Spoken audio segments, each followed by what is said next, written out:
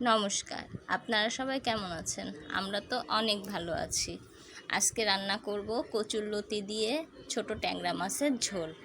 এই গরমে এরকম খাবার কিন্তু খেতে খুব ভালোই লাগে, তাই না? একদম তেল ঝাল মশলা কম, খুব কম। প্রথমে মাছ ভেজে সেই মাছের তেলেই অল্প করে জল দিয়ে দিয়েছিলাম।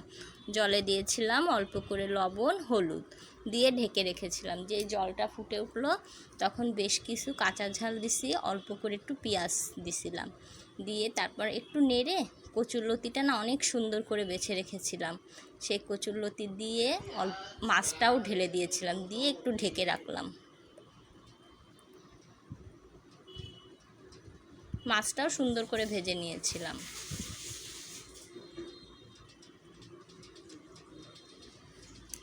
ঢাকনা দিয়ে ঢেকে দিলাম। ঢাকনা উঠানোর পরে দেখেন কালারটা অনেক সুন্দর আসছে না? এবার ফোড়ন দিয়ে দেব। অল্প করে তেল দিছি,